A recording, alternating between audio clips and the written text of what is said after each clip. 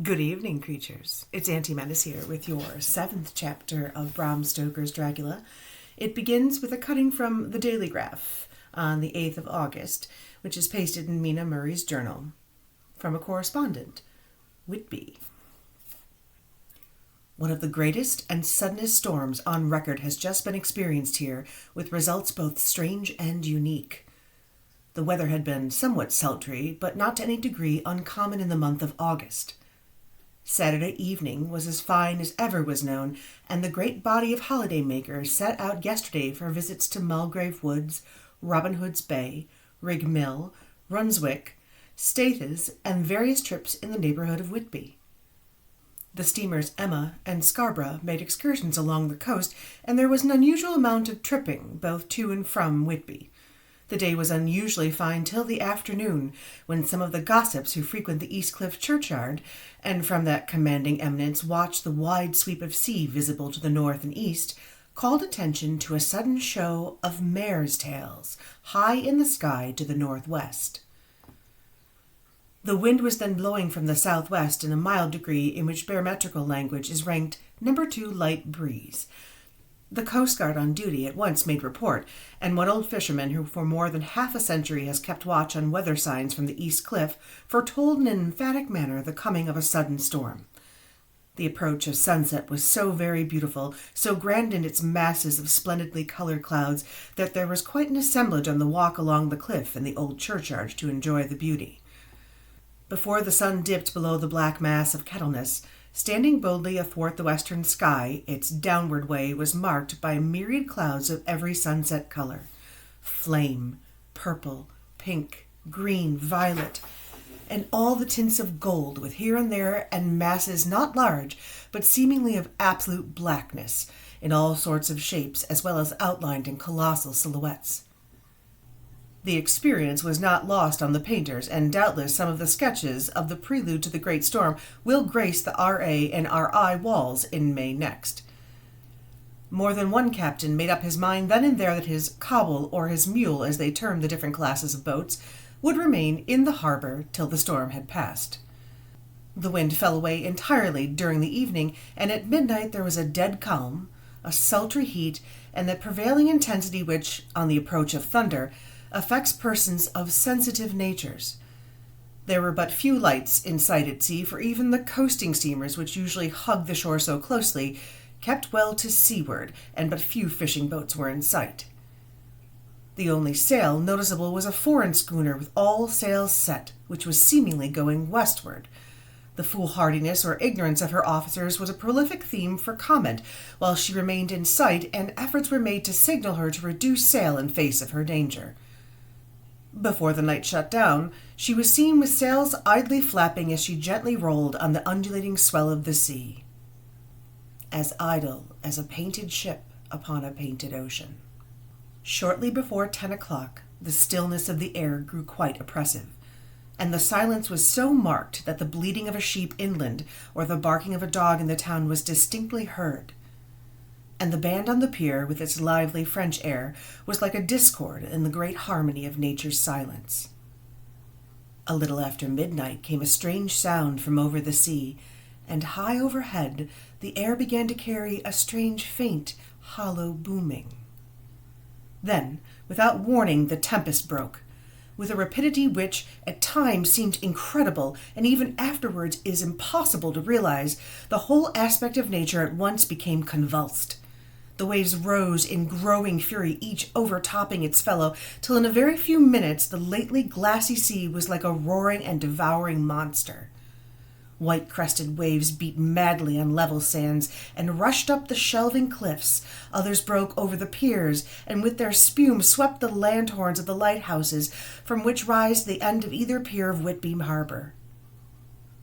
The wind roared like thunder, and blew with such force that it was with difficulty that even strong men kept their feet, or clung with grim clasp to the iron stanchions. It was found necessary to clear the entire piers from the mass of onlookers, or else the fatalities of the night would have been increased manyfold. To add to the difficulties and dangers of the time, masses of sea fog came drifting inland, white, wet clouds, which were swept in ghostly fashion, so dank and damp and cold that it needed but little effort of imagination to think that the spirits of those lost at sea were touching their living brethren with the clammy hands of death, and many a one shuddered as the wreaths of sea mist swept by. At times the mist cleared, and the sea for some distance could be seen in the glare of the lightning, which now came thick and fast, followed by a sudden peal of thunder that the whole sky overhead seemed trembling under the shock of the footsteps of the storm. Some of the scenes were thus revealed of immeasurable grandeur and of absorbing interest. The sea, running mountains high, threw skywards with each wave mighty masses of white foam, which the tempest seemed to snatch at and whirl away into space. Here and there a fishing boat, with rag of sail, running madly for shelter before the blast, now and again the white wings of a storm-tossed seabird. On the summit of the east cliff, a new searchlight was ready for experiment, but had not yet been tried. The officers in charge of it got it into working order, and in the pauses of the inrushing mist, swept it with the surface of the sea. Once or twice its service was most effective, as when a fishing boat, with gunwale under water, rushed into the harbor, able, by the guidance of the sheltering light, to avoid danger of dashing against the piers. As each boat achieved safety of the port, there was a shout of joy from the mass of people on shore, a shout for which a moment seemed to cleave the gale, and then was swept away in its rush. Before long, the searchlight discovered some distance away a schooner with all sails set, apparently the same vessel which had been noticed earlier in the evening.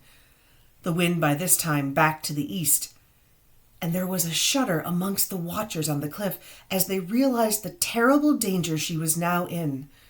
Between her and the port lay a great flat reef on which so many good ships from time to time suffered, and with the winds blowing from its present quarter, it would be quite impossible that she should fetch the entrance of the harbor. It was now nearly the hour of high tide, but the waves were so great in their troughs the shallows of the shore were almost visible, and the schooner, with all sails set, was rushing with such speed, in the words of one old salt, she must fetch up somewhere if it was only in hell. Then came another rush of sea fog, greater than any hitherto, a mass of dank mist which seems to close on all things like a grey pall, and left available to men only the organ of hearing, for the roar of the tempest and the crash of the thunder and the booming of the mighty bellows came through the damp oblivion even louder than before.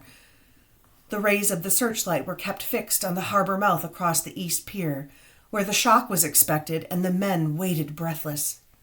The wind suddenly shifted to the northeast, and the remnant of the sea fog melted in the blast, and then, mirabile dictu, between the piers, leaping from wave to wave as it rushed headlong speed, swept the strange schooner before the blast, with all sails set, and gained the safety of the harbor.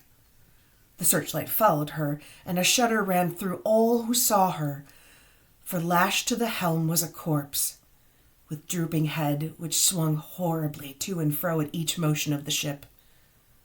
No other form could be seen on the deck at all. A great awe came on all as they realized the ship, as if by a miracle, had found the harbor, unsteered save by the hand of a dead man. However, all took place more quickly than it takes to write these words. The schooner paused not, but rushing across the harbor, pitched herself on the accumulation of sand and gravel washed by many tides and many storms to the southeast corner of the pier jutting under the east cliff, known locally as Tate Hill Pier. There was, of course, a considerable concussion as the vessel drove up on the sand heap. Every spar, rope, and stay was strained, and some of the top hamper came crashing down. But, strangest of all, the very instant the shore was touched, an immense dog sprang up on deck from below, as if shot up by the concussion, and rushing forward jumped from the bow onto the sand. Making straight for the steep cliff, where the churchyard hangs over the laneway to the east pier so steeply that some of the flat tombstones, thruffsteins or throughstones as they call them in the Whitby vernacular, actually project over where the sustaining cliff has fallen away, it disappeared into the darkness, which seemed intensified just beyond the focus of the searchlight. It so happened that there was no one at the moment on Tate Hill Pier, as all those whose houses are in close proximity were either in bed or were out on the heights above. Thus the Coast Guard on duty on the eastern side of the harbor, who at once ran down to the little pier, was the first to climb on board. The men working the searchlight, after scouring the entrance of the harbor without seeing anything, then turned the light on the derelict and kept it there. The Coast Guard ran aft, and when he came beside the wheel, bent over to examine it, and recoiled at once as though under some sudden emotion. This seemed to pique the general curiosity, and quite a number of people began to run. It is a good way round from the West Cliff by the drawbridge to Tate Hill Pier, but your correspondent is a fairly good runner, and came well ahead of the crowd. When I arrived, however, I found already assembled on the pier a crowd, whom the Coast Guard and police refused to allow come on board. By the courtesy of the chief boatman, I was, as your correspondent, permitted to climb on deck, and was one of the small group who saw the dead seaman whilst actually lashed to the wheel. It was no wonder that the Coast Guard was surprised, or even awed, for not often can such a sight have been seen. The man was simply fastened by his hands, tied one over the other, to a spoke of the wheel. It was no wonder the Coast Guard was surprised, or even awed, for not often can such a sight have been seen. The man was simply fastened by his hands, tied one over the other to the spoke of the wheel. Between the inner hand and the wood was a crucifix, the set of beads on which it was fastened being around both wrists and wheel, and all kept fast by the binding cords. The poor fellow may have been seated at one time, but the flapping and buffeting of the sails had worked through the rudder of the wheel and dragged him to and fro, so that the cords with which he was tied had cut the flesh to the bone. Accurate note was made of the state of things, and a doctor, Surgeon J.M. Caffin of 33 East Elliot Place, who came immediately after me, declared, after making examination, that the man must have been dead for quite 2 days. In his pocket was a bottle, carefully corked, empty save for a little roll of paper, which proved to be the addendum to the log. The Coast Guard said the man must have tied up his own hands, fastening the knots with his teeth. The fact that a Coast Guard was the first on board may save some complications later on in the Admiralty Court, for the Coast Guards cannot claim the savage, which is the right of the first civilian entering on the derelict. Already, however, the legal tongues are wagging, and one young law student is loudly asserting that the rights of the owner are already completely sacrificed, his property being held in the contravention of the statutes of mortmain, while the tiller, as emblemship, if not proof, of the delegated possession, is held in a dead hand. It is needless to say that the dead steersman has been reverently removed from the place where he held his honourable watch and ward till death, a steadfastness as noble as that of the young Casabianca, and placed in the mortuary to await inquest. Already, the sudden storm is passing, and its fierceness is abating, the crowds are scattering homewards, and the sky is beginning to redden over the Yorkshire wolds. I shall send in time for your next issue further details of the derelict ship, which has found her way so miraculously into the harbor in a storm. 9th of August. The sequel to the strange arrival of the derelict in the storm last night is almost more startling than the thing itself. It turns out that the schooner is a Russian from Varna and is called the Demeter. She is almost entirely in ballast of silver sand, with only a small amount of cargo, a number of great wooden boxes filled with mold. The cargo was consigned to a Whitby solicitor, Mr. S.F. Billington of 7, the Crescent, who this morning went aboard and formally took possession of the goods consigned to him. The Russian consul, too, acting for the charter party, took formal possession of the ship and paid all harbor duties, etc. Nothing is talked about here today except for the strange coincidence. The officials of the Board of Trade had been most exacting in seeing that every compliance has been made with existing regulations. As the matter is to be a 9 days' wonder, as they are evidently determined that there should be no cause of after-complaint. A good deal of interest was abroad concerning the dog which landed when the ship struck, and more than a few of the members of the SPCA, which is very strong in Whitby, have tried to befriend the animal. To the general disappointment, however, it was not to be found. It seems to have disappeared entirely from the town.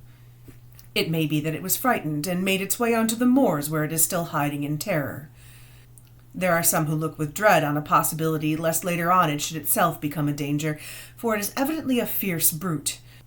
Early this morning, a large dog, a half-bred mastiff belonging to a coal merchant close to Tate Hill Pier, was found dead on the roadway opposite its master's yard. It had been fighting. Later.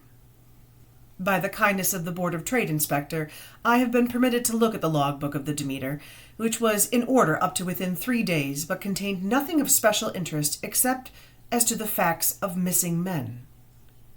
The greater interest, however, is with regard to the paper found in the bottle, which was today produced at the inquest, and a more strange narrative than the two between them unfold it has not been my lot to come across. As there is no motive for concealment, I am permitted to use them and accordingly send you a rescript, simply omitting technical details of seamanship and supercargo. It almost seems as though the captain had been seized with some kind of mania before he had got well into blue water, and that this had developed persistently throughout the voyage. Of course, my statement must be taken cum grano, since I am writing from the dictation of a clerk of the Russian consul, who has kindly translated for me, time being short. Log of the Demeter, Varna to Whitby. Written 18 July. Things so strange happening that I shall keep accurate note henceforth till we land. On 6th July, we finished taking in cargo, silver sand and boxes of earth. At noon set sail. East wind fresh. Crew 5 hands, 2 mates, cook, and myself, captain. On 11th July, at dawn entered the Bosphorus, boarded by Turkish customs officers, bakshish, all correct, under way at 4 p.m. On 12th July, through Dardanelles, more customs officers and a flagboat of guarding squadron, bakshish again, work of officers thorough but quick, want us off soon, at dark, passed into archipelago. On 13th of July, passed Cape Matapan. Crew dissatisfied about something, seemed scared but would not speak out.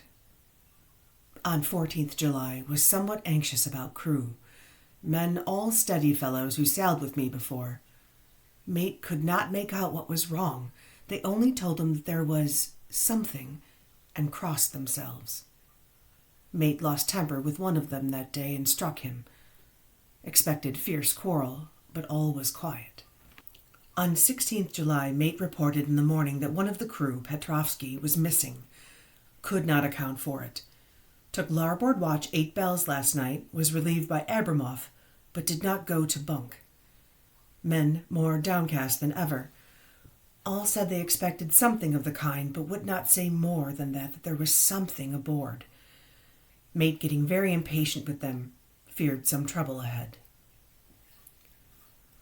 On 17th July, one of the men, Olgaren, came to my cabin and in an awestruck way confided in me that he thought there was a strange man aboard the ship. He said that in his watch he had been sheltering behind the deck-house as there was a rainstorm when he saw a tall, thin man who was not like any of the crew come up the companionway and go along the deck forward and disappear. He followed cautiously, but when he got down to the bow found no one, and hatchways were all closed.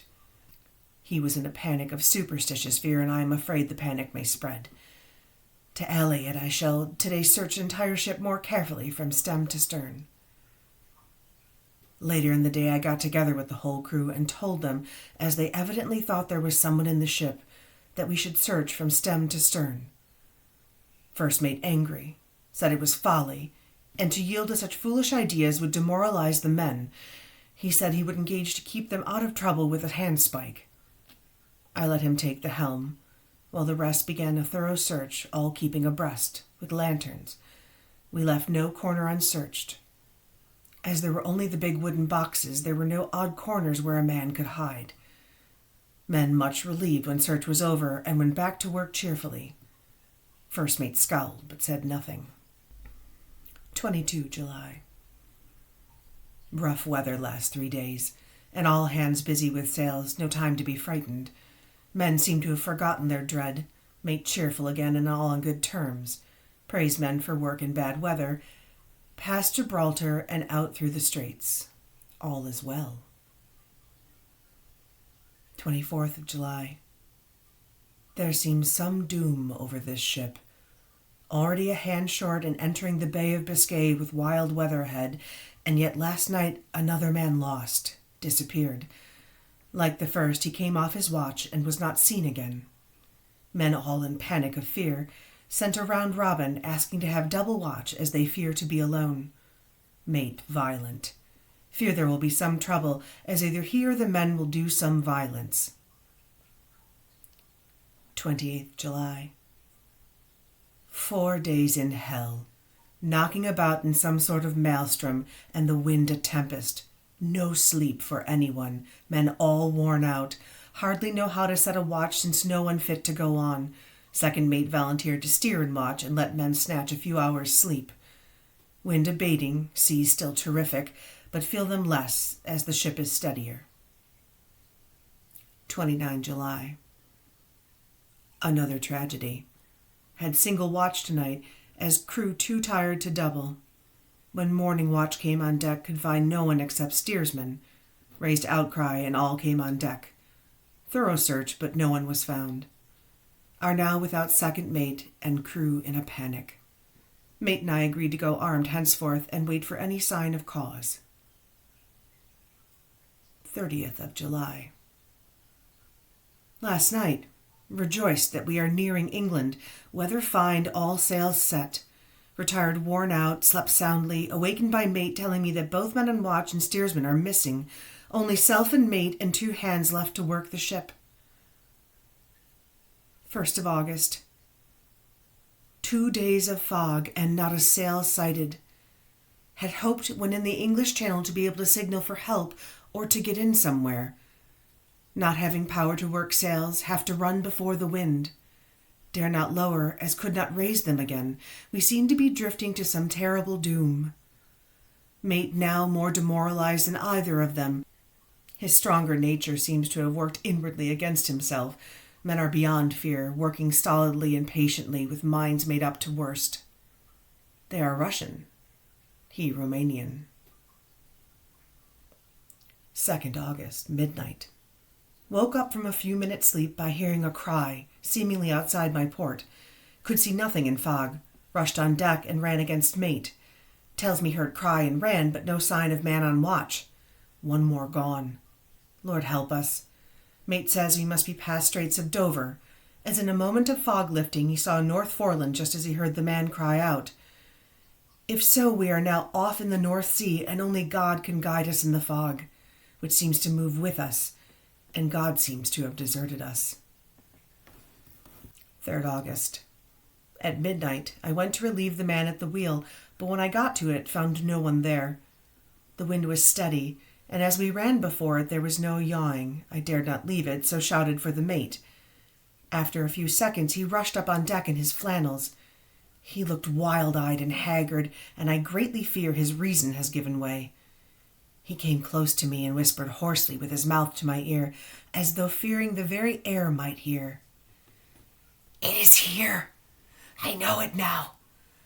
On the watch last night I saw it, like a man, tall and thin and ghastly pale. It was in the bows and looking out.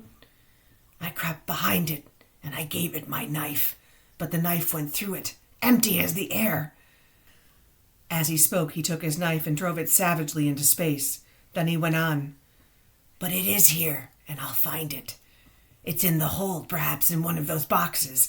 I'll unscrew them one by one and see. You work the helm." And, with a final warning look and his finger on his lip, he went below. There was a springing up of choppy wind, and I could not leave the helm. I saw him come out on deck again with a tool chest and a lantern, and go down the forward hatchway. He is mad, stark raving mad, and it's no use my trying to stop him. He can't hurt those big boxes, they are invoiced as clay, and to pull them is about as harmless a thing as he can do. So here I stay and mind the helm and write these notes. I can only trust in God and wait until the fog clears. Then, if I can't steer to any harbor with the wind, that is, I shall cut down the sails and lie by and signal for help. It is nearly over now.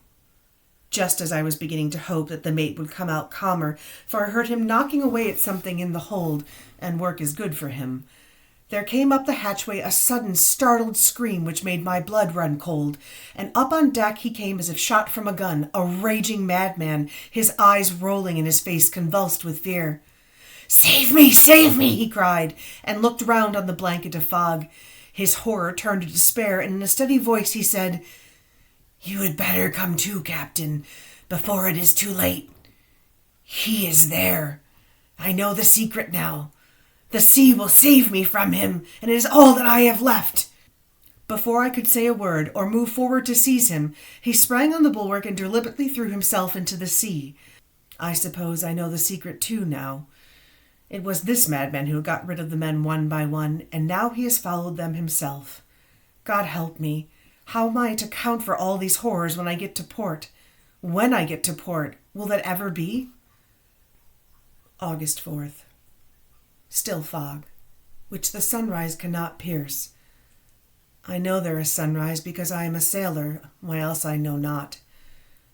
I dared not go below. I dared not leave the helm, so here all night I stayed, and in the dimness of the night I saw it, him. God forgive me, but the mate was right to jump overboard. It is better to die like a man, to die like a sailor in blue water. No man can object. But I am captain, and I must not leave my ship. But I shall baffle this fiend or monster, for I shall tie my hands to the wheel when my strength fails me, and along with them I shall tie that which it, dare not touch. And then, come good wind or foul, I shall save my soul and my honor as a captain. I am growing weaker, and the night is coming on. If he can look me in the face again, I may not have time to act. If we are wrecked, mayhap this bottle be found, and those who find it may understand. If not, well, then all men shall know that I have been true to my trust. God and the Blessed Virgin and the saints help a poor ignorant soul trying to do his duty. Of course, the verdict was an open one. There is no evidence to adduce, and whether or not the man himself committed the murders, there is now none to say. The folk hold almost universally here that the captain is simply a hero, and he is to be given a public funeral. Already is arranged that his body shall be taken in with a train of boats up the Esk for a piece, and then brought back to Tate Hill Pier and up the Abbey steps, for he is to be buried in the churchyard on the cliff. The owners of more than 100 boats have already given in their names as wishing to follow him to the grave. No trace has ever been found of the great dog, at which there is much mourning for, with public opinion in its present state. He would, I believe, be adopted by the town. Tomorrow we'll see the funeral, and so will end this one more mystery of the sea. Mina Murray's Journal, 8th August. Lucy was very restless all night, and I too could not sleep. The storm was fearful, and as it boomed loudly among the chimney pots, it made me shudder. When a sharp puff came, it seemed to be like a distant gun. Strangely enough, Lucy did not wake, but she got up twice and dressed herself. Fortunately, each time I awoke and managed to undress her without waking her and got her back to bed. It is a very strange thing, this sleepwalking, for as soon as her will is thwarted in any physical way, her intention, if there be any, disappears, and she yields herself almost exactly to the routine of her life. Early in the morning we both got up and went down to the harbor to see if anything had happened in the night. There were very few people about, and though the sun was bright and the air clear and fresh, the big grim-looking waves, that seemed dark themselves because the foam that topped them was like snow, forced themselves in through the narrow mouth of the harbor like a bullying man going through a crowd. Somehow I felt glad that Jonathan was not on the sea last night, but on land. But oh, is he on land or sea? Where is he, and how? I am getting fearfully anxious about him. If only I knew what to do and could do anything. 10th August. The funeral of the poor sea captain today was most touching, Every boat in the harbor seemed to be there, and the coffin was carried by captains all the way from Tate Hill Pier up to the churchyard. Lucy came with me, and we went early to our old seat, while the cortege of boats went up the river to the viaduct and came down again. We had a lovely view, and saw the procession nearly all the way. The poor fellow was laid to rest quite near our seat, so that we stood on it when the time came and saw everything. Poor Lucy seemed upset. She was restless and uneasy all the time, and I cannot but think that her dreaming at night is telling on her. She's quite odd in one thing, and she will not admit to me that there is any cause for restlessness, or if there be, she does not understand it herself. There is an additional cause in that poor old Mr. Swales was found dead this morning on our seat, his neck broken. He had, evidently, as the doctor said, fallen back in the seat in some sort of fright, for there was a look of fear and horror on his face that men said made them shudder. Poor dear old man. Perhaps he had seen death with his dying eyes. Lucy is so sweet and sensitive that she feels influences more acutely than other people do. Just now she was quite upset by a little thing which I did not take much heed of, though I am myself very fond of animals. One of the men who came up here often to look for boats was followed by his dog. The dog is always with him. They are both quiet persons, and I never saw the man angry nor heard the dog bark. During the service the dog would not come near its master, who was on the seat with us, but kept a few yards off, barking and howling. Its master spoke to it gently, and then harshly, and then angrily, but would neither come nor cease to make a noise. It was in a sort of fury, with its eyes savage, and all its hairs bristling out like a cat's tail when puss is on the warpath. Finally the man, too, got angry, jumped down, and then took it by the scruff of the neck and dragged it towards the tombstone which the seat is fixed. The moment it touched the stone, the poor thing became quiet and fell into a tremble.